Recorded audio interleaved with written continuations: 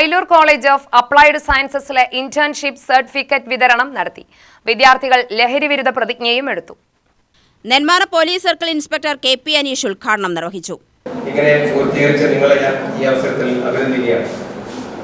അതോടൊപ്പം നിങ്ങൾക്ക് കിട്ടിയ വിവിധ വിഷയങ്ങളിൽ കിട്ടിയ അറിവുകൾ ഉപയോഗിച്ചുകൊണ്ട് പ്രത്യേകിച്ചും നിങ്ങൾ പഠിക്കുന്ന കോഴ്സുകൾ തൊഴിലധിഷ്ഠിത വിദ്യാഭ്യാസവുമായി ബന്ധപ്പെട്ട കോഴ്സുകളാണ്. ധാരാളം സാധ്യതയുള്ള കോഴ്സുകളാണ് പഠിക്കുന്നത്.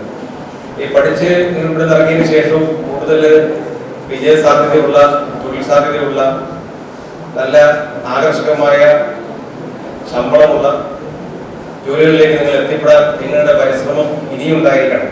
ഒരു പരിധി കഴിഞ്ഞ് വിദ്യാഭ്യാസം പൂർത്തീകരിച്ചു, ഇനി ജോലി വേണ്ട എന്നുള്ള രീതിയിലേക്ക് നിൽക്കാൻ.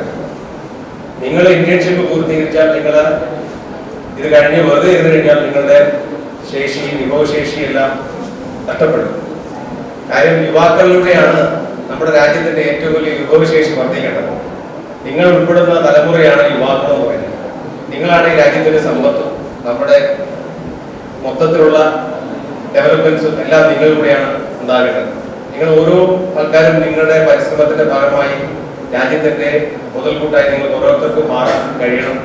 അത് നിങ്ങൾക്ക് എല്ലാവർക്കും കഴിയട്ടെ എന്ന് ഞാൻ ഈ അവസരത്തിൽ ഞാൻ ആശംസിക്കുകയും ചെയ്യുന്നു.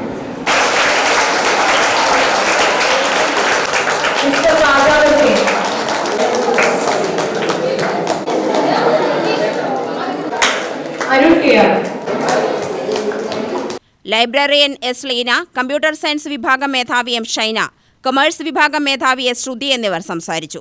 പ്രിൻസിപ്പൽ ഡാലി ജോൺ സ്വാഗതവും ഇലക്ട്രോണിക്സ് വിഭാഗം assistant professor Srila S Nair നന്ദിയും പറഞ്ഞു. UTV news, Palakkad.